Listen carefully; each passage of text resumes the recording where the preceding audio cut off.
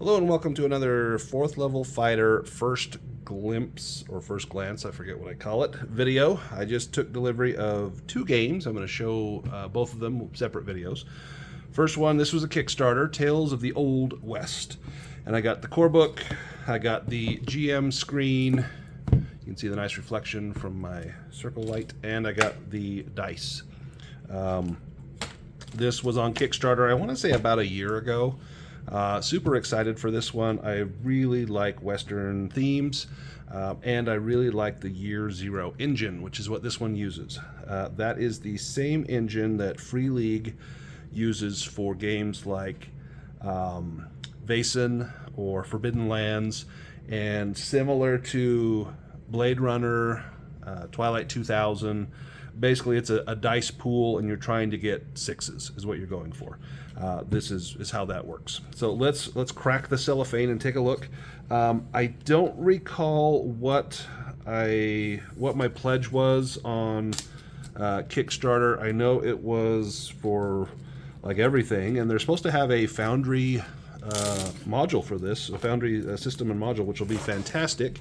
That is most likely when I will play this, is when that comes out. But let's take a look. We'll look at the core book first. This comes in at about 300 pages, right on the nose. So let's crack it open and take a look. It's by Effect Studios, I believe. They are from Europe. Looks like this Effect Publishing is in the UK. Printed in Lithuania. Here's the license to use a Year Zero engine. This also has the backing of several people that I actually watch their YouTube videos, and there's a few people they've done a few playthroughs of this, and it looks like a lot of fun. So let's take a look. Basically, you've got a little bit about, Welcome to the Old West, how to make your character, how to roll the dice, your talents that are unique to your characters, how to handle conflict and damage, money, buying things, a little bit about the history of the West in the 1870s, and then how to run campaigns. Here is a campaign, the New Mexico campaign, and then Patience is a Virtue. This is an adventure that comes in here. I probably won't show all the adventure because I do want to run this. I don't want to spoil it, but let's look through most of the book and just take a look at the artwork. So that's just fantastic. Like, that is just absolutely lovely. The pages, if you're familiar with Free League books, this is not that. This is much thinner paper that's not textured. It's still very nice. It's not, tissue paper, but it's, probably, the normal copy paper, printing paper kind of thing. There is a content warning. That's one thing that I think is definitely worth noting, that the Old West of the 1870s was a time of hardship, struggle, conflict, exploitation, and violence, with some specific elements of the history that stand out, such as the constant colonial pressure of settlers moving west, the treatment of Native American communities, the impact of slavery, and the experience of millions of emancipated people. This game does not retreat from the realities of that history of time, but encourages GMs and players to explore and understand these realities, and not to revel in them. GMs and players should all make sure they are comfortable with the themes this game explores and play it in the right spirit. So definitely your Tales of the Old West will vary. Put in or take out as much of that as you are comfortable with and that your players are comfortable with. So if you are a GM, your players might not be comfortable with something. So find out before you drag them into something that could be unsavory to them. One other thing it talks about is faith. Religious faith, mostly Christian faith, was a fact of life in the 19th century America. The Christian concept of manifest destiny was at the forefront of Western expansion. For many devout pioneers, this was a true belief in a purpose decreed by Providence. For others, it was a convenient way of clothing imperial ambition in a higher purpose, or a convenient justification for seeking economic riches. A little bit of intro to RPGs. That looks like the Hateful Eight. Like, that is That's wonderful artwork there. So you've got 4 basic attributes, like in other Year Zero engine games. This one, you've got 4: grit, quick, cunning, and docility. Grit is your resilience, strength, and sheer physical presence. Quick is your physical control, your manual dexterity, and hand-eye coordination. Cunning is your instinct, common sense. Docility is your ability to learn. And then based on those attributes, you've got specific abilities that fall under those. So under grit, you have fightin', which has an apostrophe, which is fantastic. Fightin', labor, presence, and resilience. Quick, you have light-fingered, move, operate, and shootin' with an apostrophe. Cunning, you've got animal handlin', Hawkeye, insight, and nature. And docility, you have book learnin', doctorin', makin', and performin'. If you like apostrophes, docility is where it's at. And then you'll have a specific talent. These are tricks, moves, unique skills that give you an edge over other folks. And so when you make your character, you will choose a talent. You gain between 1 and 3 when you create your character, depending on your age. And typically your age will also dictate how many points you can put into these. The way that the whole system works, let's say I'm making a resilience roll. I will roll the number of dice I have in resilience plus the number of dice I have in grit, add or subtract any modifiers, roll it, and if I get 1 6, typically that is a success. If I get more 6s, it's maybe some better things happen, or if it's in combat, maybe additional damage. But that's it. You roll a dice pool based on the number of points in your skill and your attribute combined. Plus, if you have talents, gear, things like that, may add or subtract from that. But that's how you play. So 30 seconds, and now you know how to do it. What is the game about? Your big dream. The big dream is to survive, or your immediate goal is to survive, but in the long run, there's something more. Every player will have a big dream, and you develop it in your first few scenarios. This is kind of your character arc. So this is what motivates and drives you throughout all of the adventures or throughout the campaign is your dream. Then you just work out your gear, finishing touches, and then just like other Year Zero games, at the end of a session, you ask yourself these questions. If you answer them correctly, then you gain experience points. Did you participate in the game session? You get 1 XP for just being there, or just for being there. Did you risk or sacrifice something significant to help you realize your big dream? Did you risk or sacrifice something significant for any other character? Gain an additional XP if that character was your partner. Did you perform an extraordinary action of some kind, and did you act in accordance with your faith? And then there may be some scenario-specific things there.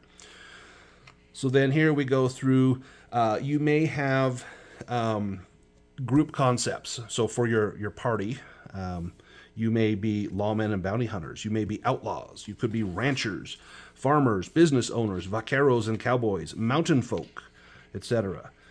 You will choose an archetype. This is kind of your class in other games. You could be gentlefolk, grifter, homesteader, laborer, lawman, outlaw, prospector, who doesn't want to be a prospector, ranch hand, tracker, and trader.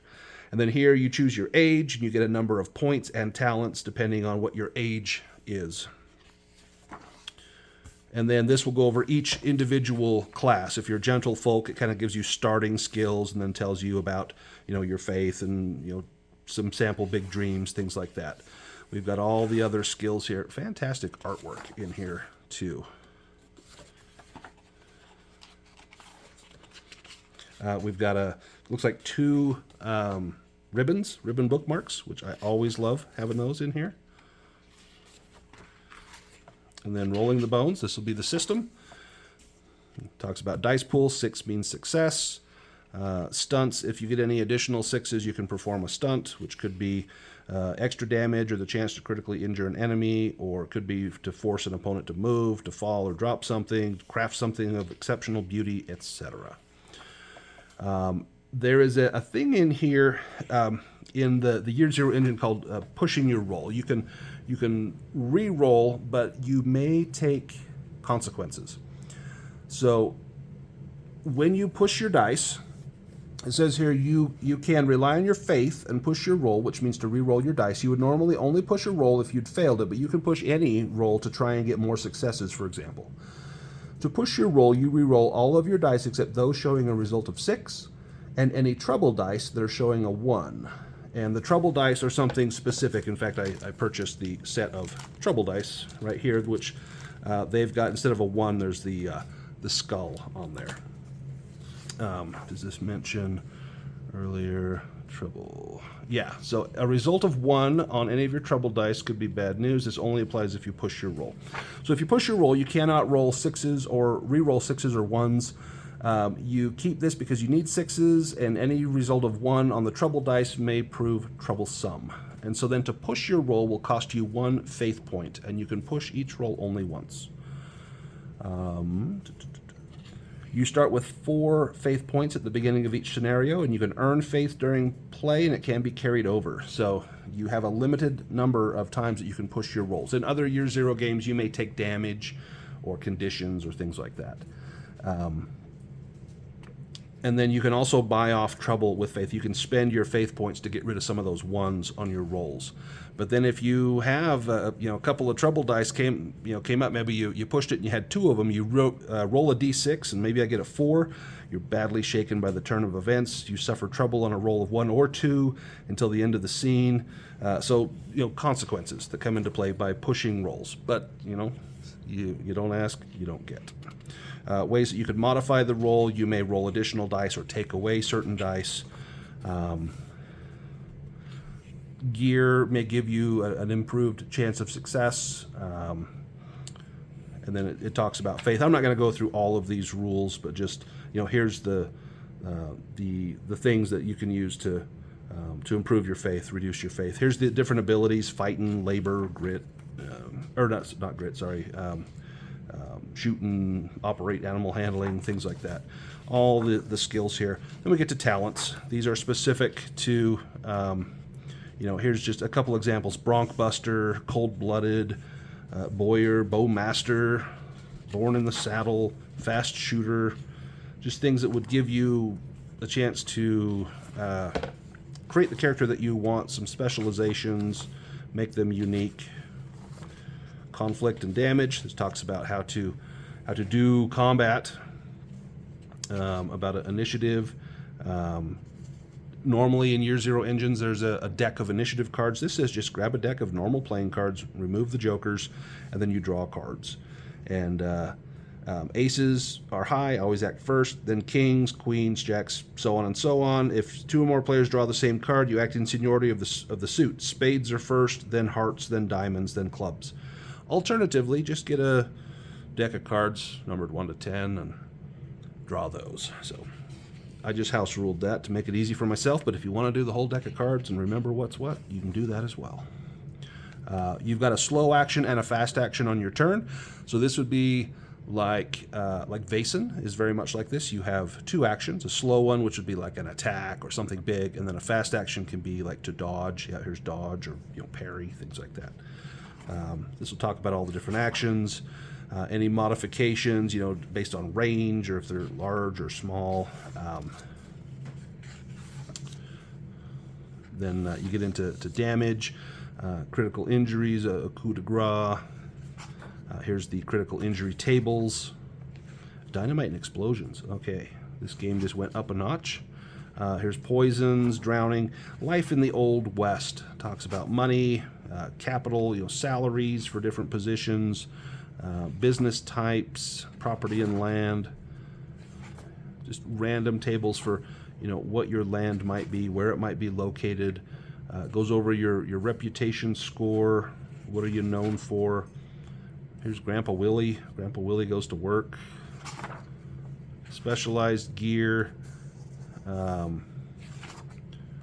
Revolvers and pistols, rifles, shotguns, and bows. So lots of weapons in here. Conditions that can happen to your weapons. That's very cool. Gambling, how to handle gambling. Out on the range, here's different horses. The quality of your horse. We talked about rodeos, bronc busting. Here's some different animals that you might encounter: black bears, bison. Then here's just some random NPCs: bordello girl, bounty hunter, card sharp, outlaw, judge, homesteader, etc. The West in the 1870s. It'll talk just about the land and some of the real world history of that. This is definitely an alternate history. I guess if you want to play it straight, you can, but you definitely don't have to. There's a lot of myths about the Old West. Every culture has its own mythology. You know, if you're talking German mythology or Norse mythology, you go to like English mythology, you've got, you know, Beowulf and other stories. In America, it would be the Old West, and it has been romanticized and mythologized. You ask someone that doesn't know anything about the Old West, and they think it was all gunfights and shootouts, and that literally happened like twice in the Old West. Like, there were not a lot of gunfights and shootouts because no one wanted to die. Some people wanted to intimidate, but there was really only a couple of documented cases of that ever happening. For the most part, it was dysentery and, you know, grubbing dirt to try and grow some sort of crop that you would survive and not starve. So starvation and dysentery is probably more what the Old West was about, but, you know, your Old West may vary. Campaigns in the Old West, things that you can do here as far as campaigns. You can create a town, try to improve your town. You know, how fun would it be to just, you know, run a town and be the law or be the mayor of the town, and you know, build a library, build schools, things like that. And it's not always about, you know, going out and shooting outlaws. There's all these modifiers for town. That reminds me a lot of Vaesen, where you've got the castle, and you can improve the castle as you advance. Kind of the same thing here. Different town fortunes, town misfortunes. Here's a couple of example campaigns: the Lost Children of Fort Button, the Shadows over the Quinceañera, Original Sin, Shadows over Silver Gulch, The Slow Road to Pecos, The Black Hills Fever, The Tall Tale of Veer's Vale, The Past Never Forgets, The Tale of Horatio Township, 6 Bullets for 6 Bastards. What Happened to Old Possum Tate, Speech is Silver, Unbridled, The Land of the Free, A Well-Deserved Resting Place. Fantastic. I'm just going to skim through this New Mexico campaign. This just has, you know, some maps, maybe some people that you might meet, a couple other maps. I don't want to show too much here. Just kind of skim through. But you've got a pretty good chunk here for a campaign. We're going from page 212 to 251. So there's your campaign. And then here's your sample adventure. Patience is a virtue. And I'm not going to show much or any of this. I don't want to spoil it, but we go to page 271, 254 to 271, and then your tale begins. Someone giving birth. So, you know, who are you? What of the family you left behind? What did you do for your first living? Just a way to really flesh out that character, your family background, your genealogy, things like that. Just really, really cool stuff. Here's the character sheet. You can see what that looks like. And then there should be a couple other sheets in here. Yeah, here's like your town. If you make your town, there's your town table. And your business accounts, and then you got your index. Let's take a quick look at the GM screen. The dice I don't need to show you. They look like bullet holes in the dice, except for the ones are the bleached cattle skull. Let's take a look at the GM screen.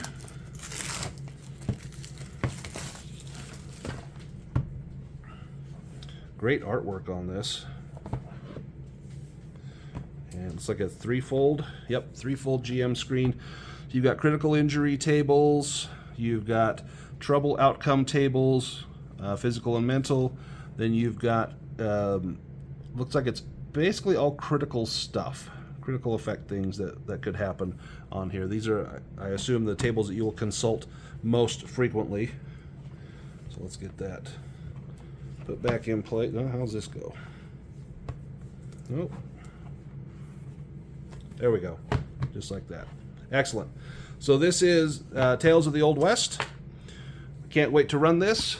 If there's something that you want to pick up, you can definitely look. I'm sure that they have this available. Like I said, I got it through Kickstarter. If you look up the Kickstarter, they probably have a store where you can get this. If not, check out Effect Publishing. That's EKT Publishing.com. EFFEKT.